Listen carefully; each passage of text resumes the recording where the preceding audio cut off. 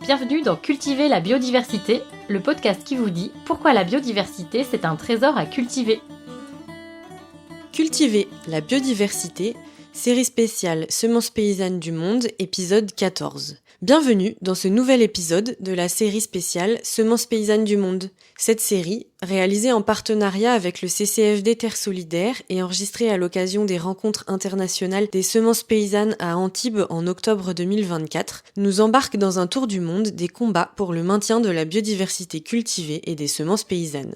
L'occasion d'avoir un aperçu de la gestion des semences, mais aussi du système agricole de plusieurs pays du monde. Aujourd'hui, c'est moi-même, Emma, qui interroge Rodrigo Haro Tapia de l'organisation DESMI au Mexique et plus précisément au Chiapas. Merci à Sylvie pour la traduction. Dans cet épisode, vous n'entendrez pas mes questions, mais simplement Rodrigo et Sylvie qui le traduit. Mais ça n'empêche pas la compréhension. Bonne écoute! Soy Rodrigo Haro. Soy originario de Aguascalientes. Il s'appelle Rodrigo Haro Tapia, il vient de Aguascalientes, du coup d'un village dans le centre du Mexique. Il a fait des études en biologie, mais il a appris l'agroécologie directement dans les champs auprès des communautés.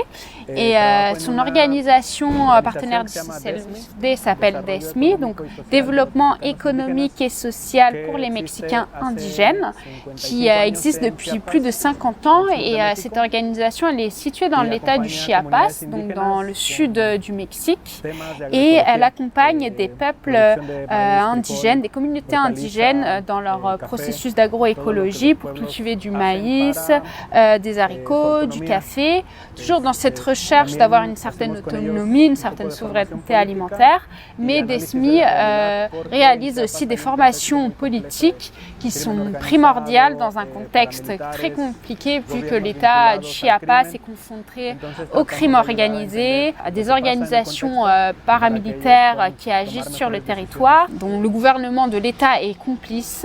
Donc voilà, il est très important de sensibiliser les communautés de l'État à cette thématique-là aussi. Pues creo que el contexto afecta directamente el trabajo. Donc le contexte politique a vraiment une influence sur les projets d'agroécologie. Le contexte affecte en fait le travail productif parce que il y a une certaine guerre idéologique qui est menée contre les communautés, parce que les communautés en fait elles souhaitent juste vivre en harmonie avec la madre tierra, avec la terre mère, qui est un concept qui est très présent parmi les communautés indigènes du Mexique. Et en fait, ce modèle de vie va à l'encontre des intérêts économiques du gouvernement, des grandes entreprises et du crime organisé qui souhaitent mettre fin à ce mode de vie et s'enrichir à travers de ce modèle hégémonique. Et donc le paysan se retrouve appauvri en raison de ce modèle économique hégémonique à l'échelle mondiale. Et le paysan, la paysanne avec qui DESMI travaille, en fait, souhaite produire pour être dans une activité de soins et non pas pour vendre et pour en tirer des bénéfices économiques. Pues desde el gobierno ha habido una política muy complicada para entender. Le contexte politique, comme il disait, il est compliqué à saisir dans le sens où le gouvernement actuel de Morena a un discours en faveur de l'agroécologie, avec par exemple une politique publique qui a été lancée qui s'appelle Sembrando Vida, donc semer la vie, mais qui en fait dans la réalité, dans la pratique, cette politique divise les communautés parce qu'on fournit à une partie de la communauté des aides économiques pour mettre en place des projets en faveur de l'agroécologie et d'autres communautés n'en bénéficient pas, mais à la fois on encourage en fait l'usage des fertilisants, donc ce qui est un peu contre-productif, et aussi le gouvernement depuis quelques années promet de prohiber l'usage du glyphosate. Et en fait, dans la pratique, ça n'est pas fait et maintenant le gouvernement change de discours en disant que en fait le glyphosate est nécessaire pour la production et qu'on ne peut pas s'en passer.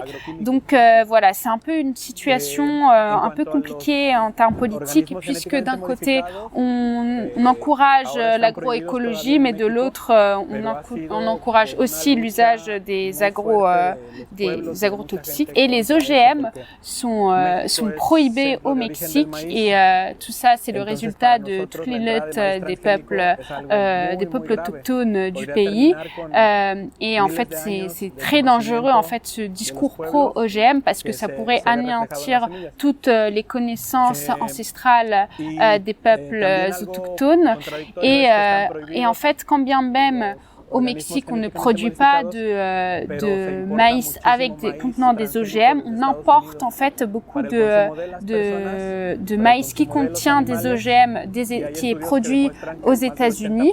Et en fait, ce maïs, il va être pour la consommation humaine, mais aussi beaucoup pour l'élevage, pour le bétail.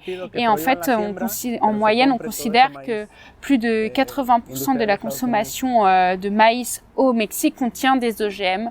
Du fait de ces importations qui proviennent des États-Unis.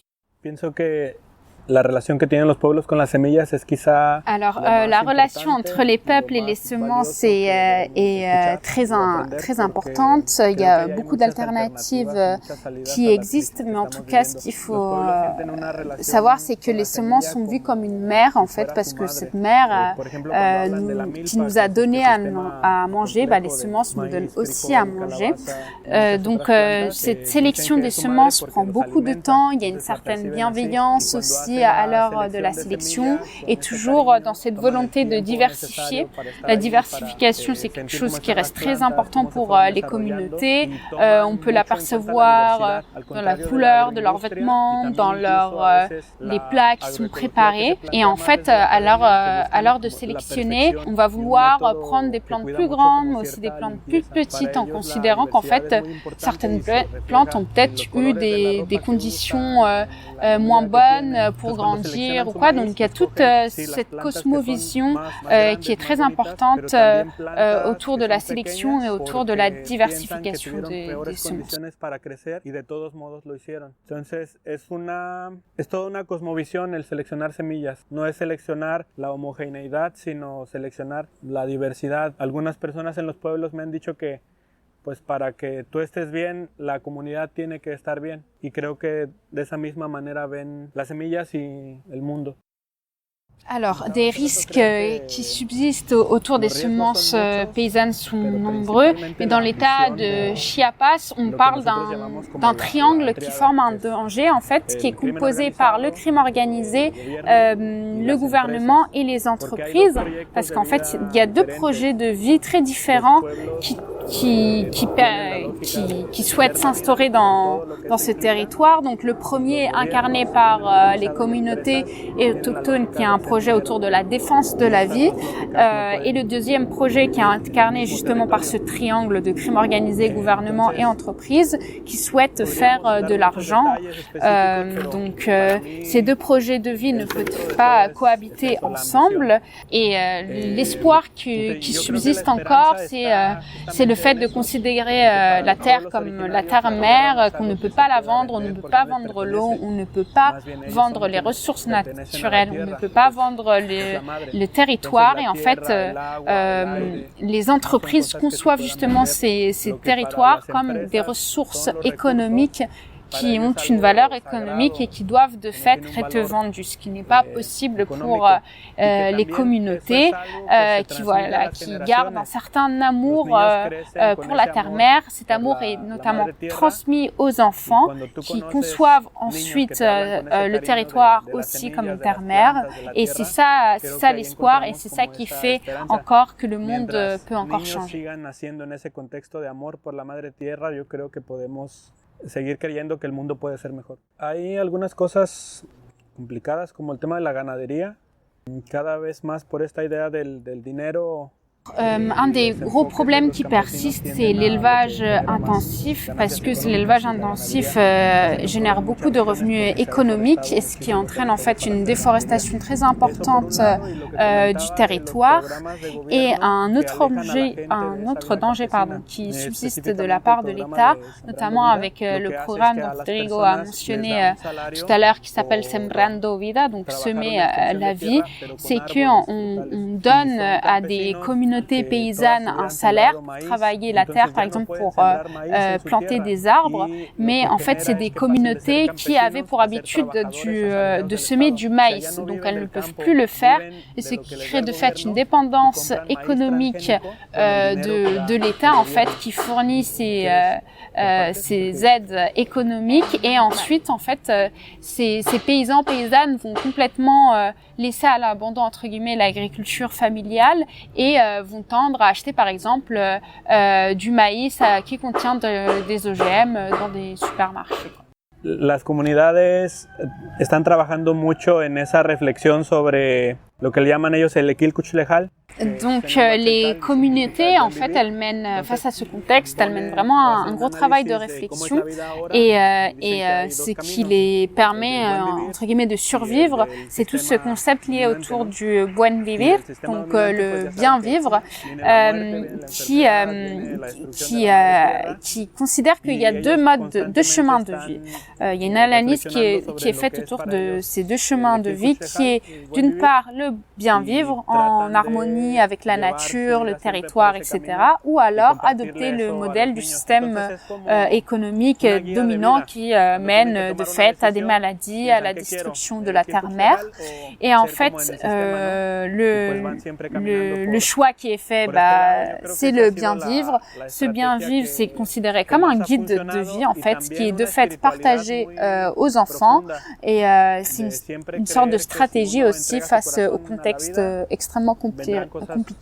Il faut le voir dans une perspective de spiritualité très profonde, en fait, que tant qu'on donne notre cœur à la vie, on pourra vivre et survivre face à ce contexte.